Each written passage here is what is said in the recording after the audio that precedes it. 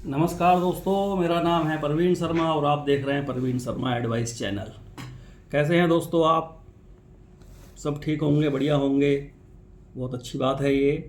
दोस्तों आज का जो विषय है हमारा वो है कुछ बदतमीज लोगों के ऊपर, जिनको ना तो किस बोलने की अकल होती है, ना किसी की इज्जत करने की अकल होती है, और ख़ासकर वो मनचले जो बदतमीज टाइप के हैं, जो रास्ते में चलती हुई लड़कियों को छेड़ते हैं। ना तो उन लड़कियों को जानते हैं, ना वो लड़कियां उनको जानती हैं।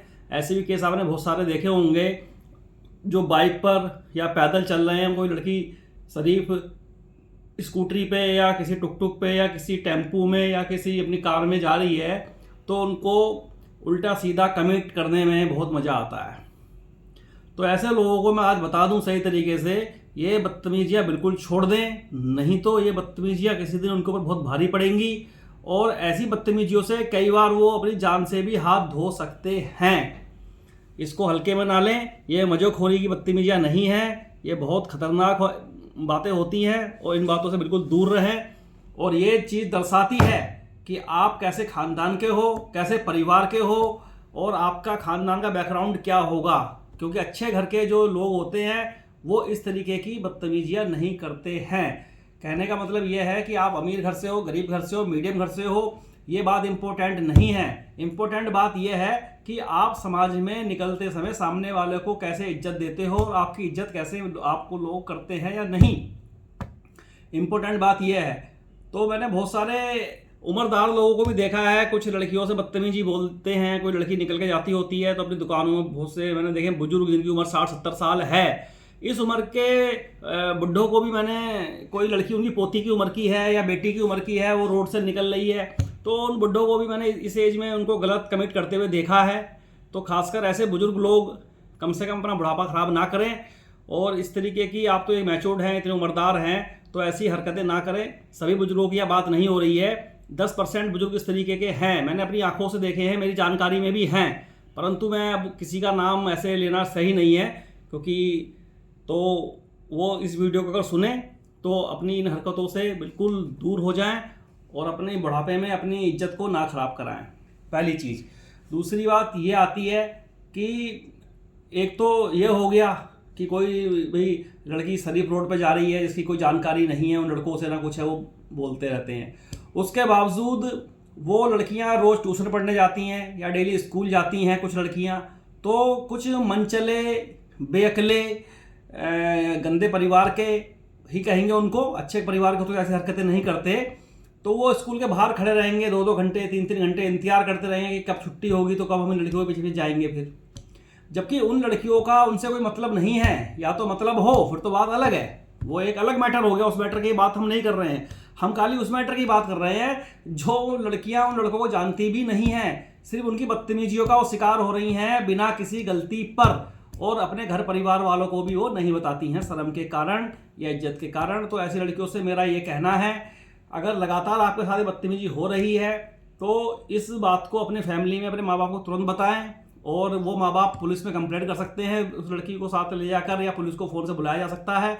या फिर रास्ते में कोई ऐसे बदतमीज लड़के आपके साथ बदतमीजी करें तो आप पुलिस को फ़ोन कर दें, ठीक है, और पुलिस उसी टाइम आ जाएगी और उन्हें अरेस्ट कर लेगी और उनको फिर सही कर देगी, और उनको पता लग जाएगा कि बदतमीजी करने का क्या मतलब होता है। कोई जब तक ऐसे लोगों को सज़ा नहीं मिलेगी, या वो लोग जब तक उनके ऊपर कोई पुलिस का एक्शन, डंडा नहीं चलेगा, तब तक उन लोगों के हौसले बुलंद होते रहेंगे और उनकी हरकतें बढ़ती रहेंगी। उनकी हरकतों को रोकने का सिर्फ और सिर्फ एक ही तरीका है कि उनके ऊपर एक्शन हो।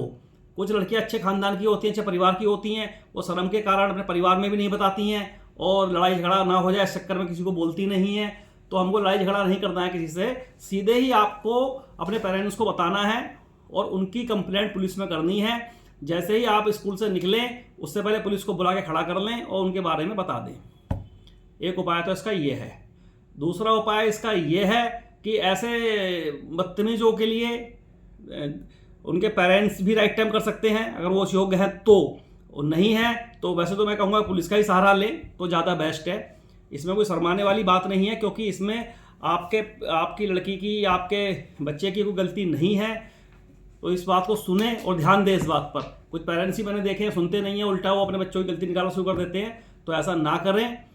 तो और दूसरी बात मैं एक और कहना चाहूँगा, जो लड़कियाँ चाहे शादीशुदा हैं या कुंवारी हैं, अपनी मजबूरी से या अपने खर्चे के लिए कोई भी जॉब करती हैं, छोटी जॉब करती हैं किसी फैक्ट्री में, किसी कारखाने में या किसी कंपनी के अंदर, तो उनको घबराने की ज़रूरत बिल्कुल नहीं है। वो पहले तो उनका समय फिक्स है, 10 से 5 तक शायद उनकी जॉब फिक्स सरकार ने करी हुई है, उस टाइम के बीच वो जॉब करेंगी और अपने घर को जा सकती हैं।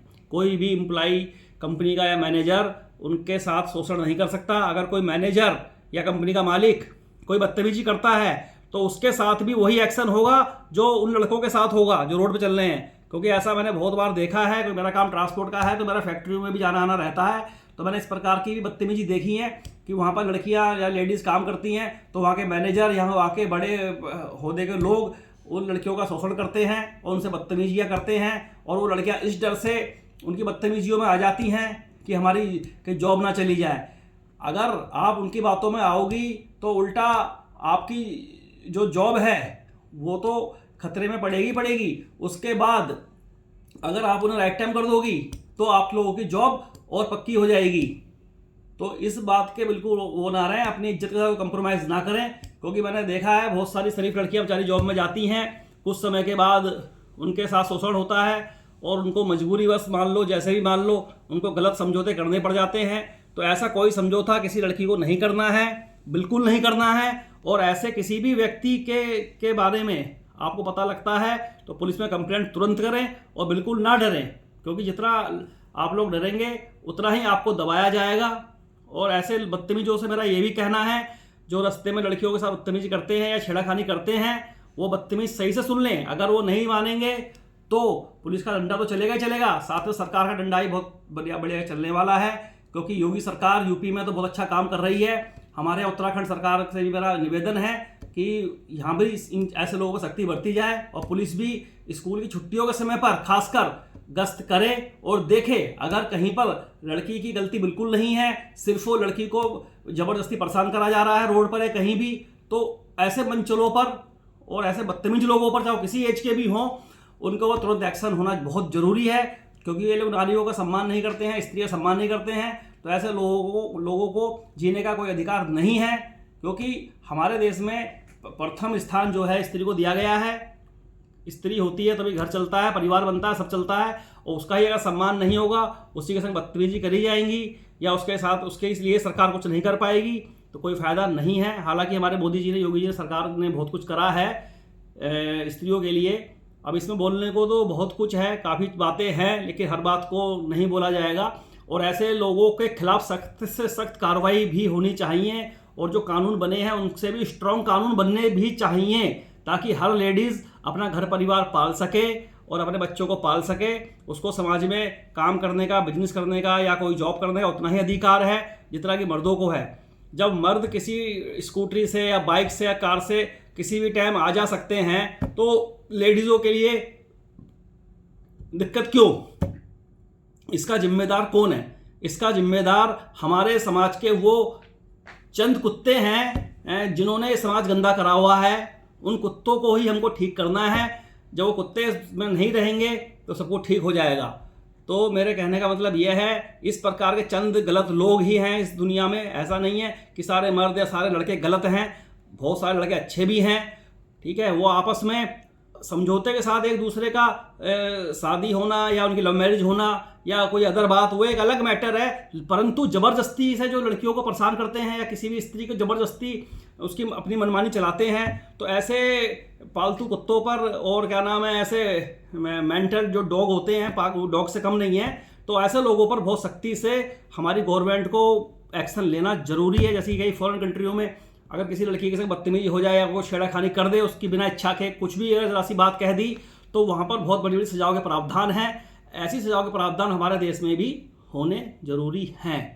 तो दोस्तों, अगर ये वीडियो आपको अच्छी लगी है तो उसको सब्सक्राइब कर दें, लाइक कर दें। बाकी यूट्यूब पर मैं जो वीडियो बनाता हूँ कोई तैयारी से नहीं बनाता हूँ, ना मुझे कोई इतना वो है कि एक्सपीरियंस कि मैं बहुत ढंग से इसको बोल के बना पाऊँ, क्योंकि मेरा काम ट्रांसपोर्ट का है, दिन भर में बिजी रहता हूँ। जब मैं रात को घर आता हूँ तभी मैं अपने शौक के लिए, अपने थोड़ा सा दिल की बातें कहने के लिए, जो समाज में मैं देखता हूँ, सुनता हूँ, समझता हूँ, तो उनको मैं थोड़ा सा लोगों को अवेयरनेस करने के लिए वीडियो बनाता हूँ। बाकी ऐसा नहीं है कि मैं कोई तैयारी करता हूँ बहुत ज़्यादा, कोई लिखा पकड़ करके बनाता हूँ। ये आम बातें जो होती हैं समाज में, उन बातों को सब मेरे खोपड़े के अंदर रहती हैं, वही वीडियो मैं बना के डाल देता हूँ। और आपसे मेरा अनुरोध है, कोई भी गर्ल, कोई भी बिल्कुल भी प्रताड़ित अगर है कहीं भी, ससुराल में भी अगर अपने आप उसकी गलती नहीं है और उसको ससुराल पक्ष में ही कहीं परेशानी हो रही है या दिक्कत हो रही है, वो तत्कालीन ही, अगर उसके परिवार वाले भी उसका साथ नहीं दे रहे हैं, तो वो पुलिस को कंप्लेंट कर सकती है। उसको कोर्ट से वकील भी मिलता है, सब कुछ सुविधाएं मिलती हैं।